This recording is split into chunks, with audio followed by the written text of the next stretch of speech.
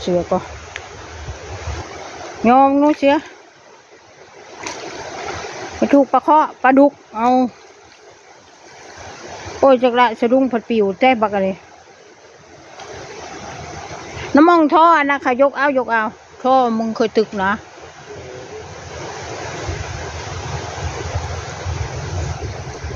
ปลาปกปลาข้อคู่บาทนี่มองเอานะ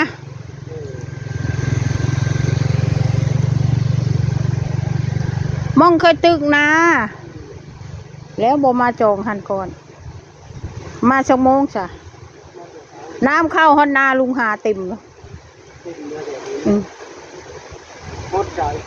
ฮอดก็โตนาใหญ่ให้ใหญ่นั่นล่ะยัง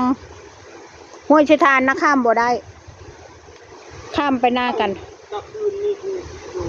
ห้วยชะทานอันนั้นนะมันโยบแล้วละมั้งแต่คืนนี้เนาะโอ้ยพี่ลึกปะ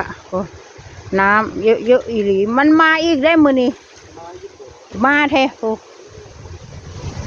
จูยันบ่ได้เมื่อนอนเฝ้าตึกป่าโลด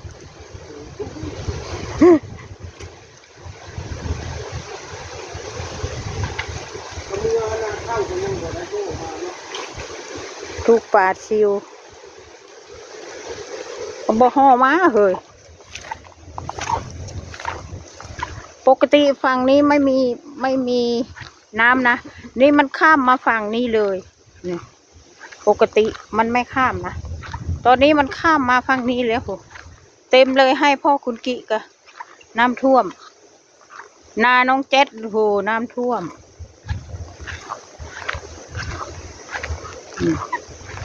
น้ำท่วมหมดเลยโห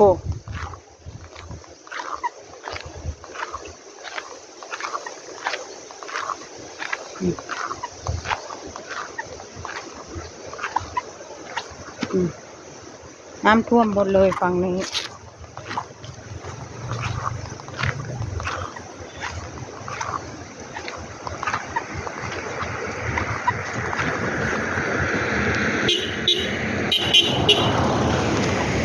แล้วสุไรสปิดแทบบันเลย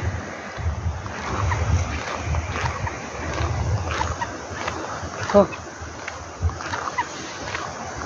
ยเงาเอาสะดุ้ง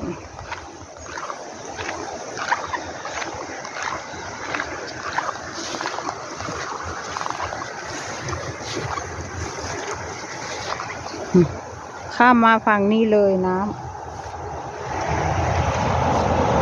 ปกติมันจะไม่ข้ามวันนี้มันข้ามมาเลยมันเข้าบุ่งเมื่อคืนนี้มันโยบมันลดลงแล้วตะกี้เต็มหมดนุ่นเลยเขาว่าพวกที่เขามาตึกเมื่อคืนนี่นะโอ้นาน้องเจ็ดนาพ่อน้องตองน้ำท่วมหมดเลยโอ้นาพ่อน้องตองน้ำท่วมหมดเลยโอ้นี่นาช่างวานาน้องเจ็ดนาพ่อน้องตองแล้วก็นาช่างวานาปูโทอยู่ปุ๊บนาปะโทแล้วก็นาอาคอยแม่แบมน่ะท่วมหมดเลยโอ้โหเนาะ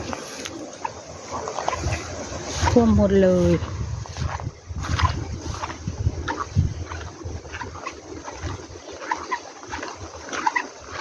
ได้บ่เอามาชมเป็นขวัญตาเลยดู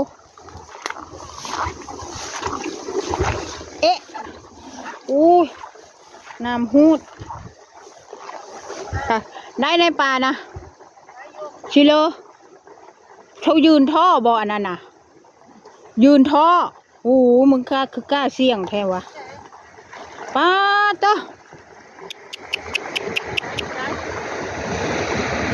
เต็มอันนั้นแล้วเต็มด้วย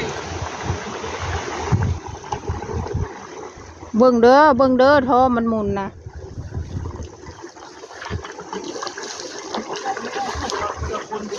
โอ้ย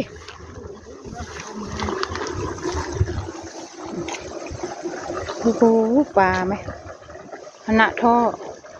หมุนอยู่เนี่ยโอ้ยลมพัดเนาะ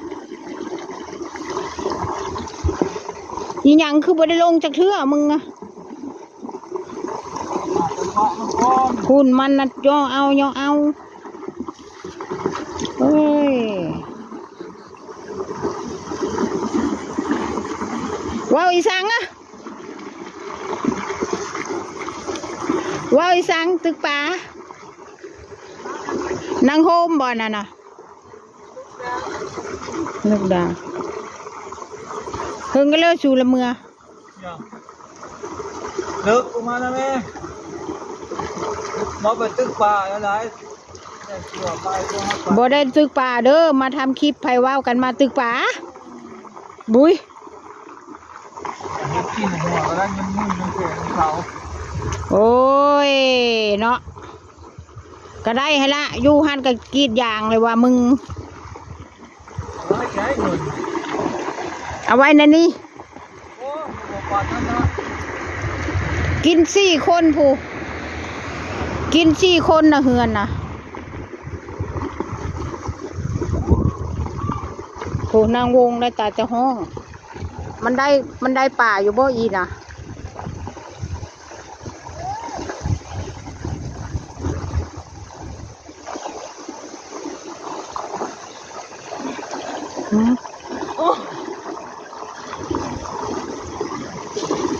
มันกระทึกกูบาทใครแน่แต่อย่างน้อยเจ้ปลาข้อเขาล่องออกอ่ะนะ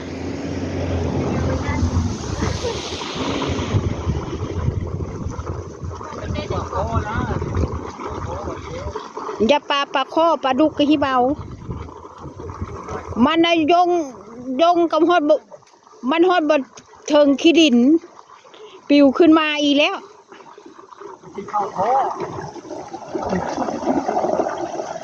นี่ไงท่อน้ำจันทร์เห็นไหมน้ำโยกปลาแห้งขึ้นแมงความ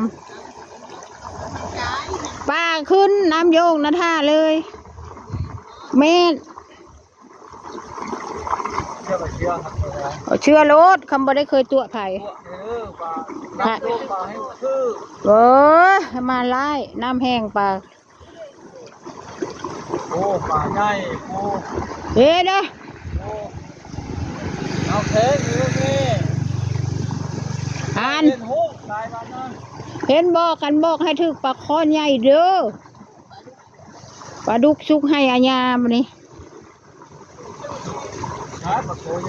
ทำถึกแน่มันช่างบ่พากูเมื่อวะแม่ถ้ามันถึกแน่มันช่างบ่พามันเมื่อถึกปลาง่ายที่มึงได้กินดุ้งมึงบอกนะ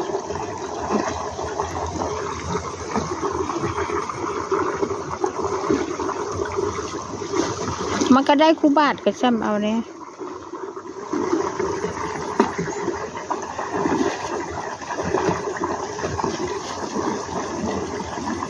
โอเคค่ะประมาณนี้นะคะ